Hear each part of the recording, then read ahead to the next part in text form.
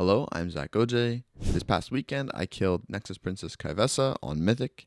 Let's go, baby! And I wanted to go over what I did and how to play the fight as an Assassination rogue. At the time of the kill, I was placed 56th and it was a 98. It's dropped down to 81 with a 97. The talents that I'm running are very standard single target build with Deathstalker. I'm running Elusiveness instead of Cheat Death, and I'm running Bait and Switch instead of Ethereal Cloak. I chose to play Elusiveness on this fight because there's a lot of damage that I want to use my Feint and Evasion on instead of using my Cheat Death as a defensive. A misconception about Cheat Death is that it won't work at all in this fight. It will work, it just will need you to also get healed as soon as you get the 7% HP from proccing your cheat. I think it's within the same second. If you get healed up past that 7%, then the boss won't execute you. I just think it sucks compared to Elusiveness. This fight has tons of things that are just going to be targeting you nonstop that you're going to want to press a defensive on, and having Elusiveness gives you the access to that feint to be spammed over and over and over. Here's my damage taken throughout the fight. I had overall 35% mitigated. I'm going to start out first by explaining my defensives on this fight. So for every single Nether Rift in this fight, which is the suck in, I press Feint. So this is considered an AoE ability, so Feint is going to work on it naturally, as well as we have the extra 20%. So I get 40% from AoE attacks and then 20% on top of that just overall. So Feint lasts the entire duration. It's really good to press during there. So then here are the daggers in the fight. This is probably one of the hardest mechanics in this fight, is because it's so punishing. You get hit by one of these daggers, you will die. So prioritize dodging rather than hitting the boss during this. Your tanks are going to have to move the boss around to position the portal. So just focus on dodging. See again on this pull, boom, we feint, and it lasts the entire duration. You'll see I'm targeted by a charge, and the way that I've planned out my defenses for these charges is I'm going to evasion and feint. So because I'm running elusiveness and because I'm running bait and switch, I'm getting the 20% magical damage reduction from evasion, as well as the 20% damage reduction from evasion and the 20% damage reduction from feint, because this is not an AoE ability. It's going to just nail me, and then I get a big dot. It's called Queen's Bane. Something that I do if I'm targeted by this charge, if I haven't reapplied my Garrote, which I did reapply my Garrote before walking out, I'll walk in, reapply Garrote or reapply Rupture, and then walk out. I have enough time to do this, and I'll use Sprint if I have to. I also just kind of Crimson Vial whenever I see my health getting a little bit lower than it should be. So now getting into the intermission. I want to explain the way that you dodge during this intermission. So these triangles are going to come out. As you might know, if you've pulled the boss before, if you've done this before, these triangles are going to clear off area and you will die if you're inside of these. So you're positioned on top of a line. Your raid leader will have spread out your entire team to be as spread as you can, because we cleave, we have all these lines. You will be spread during this fight, and so you'll be on a line. So after a certain side of the line gets popped, it will not go to that same spot again. So it's now safe to move into that side. So I got targeted by the regicide, which is the lines, and I had somebody else next to me. I didn't want to move early, but usually I'm moving as soon as the slice ends. See, this one pops, we just move over. This one pops, we just move over. So I'm pre-positioned because it's not going to go here twice. And so if I'm already standing where I should be and I get a line, the people around me can dodge around me without me moving. I'm already pre-positioned where I'm going to be, so my line does not need to go anywhere different. So you see, that's what happens right here.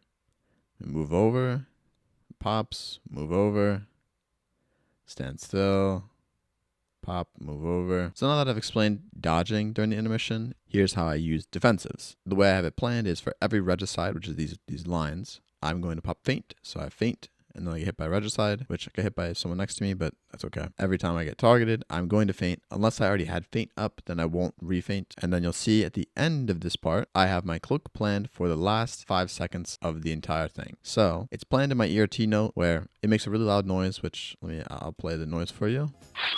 So it plays that noise, and that lets me know you can press cloak, and it will last for the rest of the entire thing. I can link my ERT note in the description if you'd like to use my ERT note. The only thing that I have in it is it says triangle, which that was the position that I was designated, and then it has the cloak with a sound, and it plays a cloak on both of the intermissions. It does not play a cloak on the last intermission, which is the enrage. That's because there's going to be chaos happening. There's probably people dead already, and you can't really plan that for it to be at the end, unless you can, and in that case, go ahead. But I'll put my ERT note in the description in case you wanted to import it yourself and use it. You can, but you'll see if I had one of these later daggers, these later regicides, I would be immuning the last 2. It's a little unfortunate that we didn't have 2, but the other value that you get from doing this is you are just fully planted. You do not need anyone else to move around you. And at the last cast of this regicide, every single person gets a line. So one less person moving makes it a lot easier for everyone around me, or at least that's what I found. So that's about it for the defensives. It's feint on the rift, feint evasion on the charge, so you'll have Queensbane with that, and then kind of Crimson Vial and Health Pot Healthstone whenever you're low. You're gonna die at 10% on this fight, so don't let yourself get there. Now I will cover the offensives. So very regular stuff. At the start, you're gonna do your regular opener, you're gonna pop Deathmark, you're gonna pop Kingsbane. It's all the same. And then the only thing that can change is the exact thing that happens to me during this fight, which I explained. It loses a little bit of damage from the way I'm playing this fight, which you'll see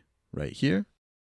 My Kingsbane is coming up in 3 seconds, but I have the charge happening in 4 seconds. So I'm not going to pop my Kingsbane. I'm not even going to start it. I did reapply my Garrote before I ran out, which that's a little bit of min-max. And you'll see it's about 20 seconds from when I had Kingsbane up to when I could pop it. It's perfectly fine to not be able to do this, but I want to get back in there as soon as I can and then just start my Kingsbane. So this would also lead to, you'll see right here, so you see there about 18 seconds desynced, my Deathmark and my Kingsbane. You see I have Deathmark up. Make sure if you have them desynced, pay attention to that and pop your Deathmark when the Kingsbane is up so that you can actually have your entire stuff. And then they'll be resynced for the rest of the fight. Something that can also happen to you is if you didn't desync your Kingsbane and your Deathmark at the start, on this charge specifically, you see how we have 10 seconds left on this. You remember we waited 18 seconds to pop this. So this Kingsbane, you should delay this and see if you're charged and then you can pop it. So you'll have to kind of play it by ear, based off of the timer and based off of how quickly you're able to get everything out. Something to keep in mind is every single phase has 2 charges on it. As a melee player, you can be targeted 1 time from each of those charges. Unless you get targeted, die,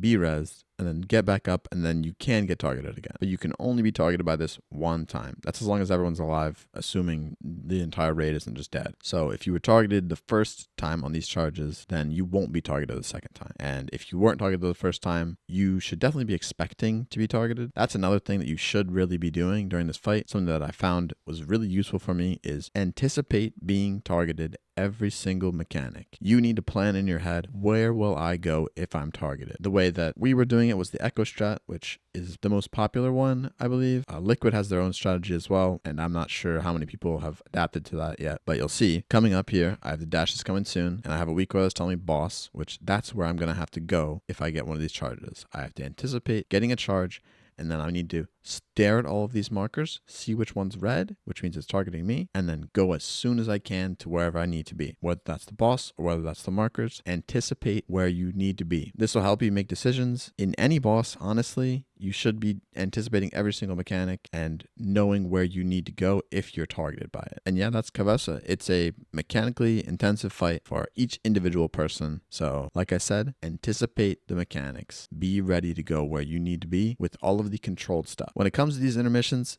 it's going to be chaos, but that's where you need to just play your best. Do not be worried about those earlier mechanics. Anticipate you getting them and be confident that you know where you need to go. So thank you for watching. This has been Mythic Ky'veza. Make sure to like and subscribe if you enjoyed this. In the comments, ask me any questions that you have about this boss, about Assassination Rogue, whatever you'd like to say. If you enjoyed this video and you liked looking at these boss guides, I have a boss guide out for every single boss up to Ky'veza except for Olgrax. I'm going to work on making an alt to get me an Olgrax POV so I can explain some of the things on that fight for you guys, as my guild is now locking out to Silken Court. I've also started a series explaining everything about Assassination Rogue. The very first part of it is out already. It is the basics of Assassination Rogue.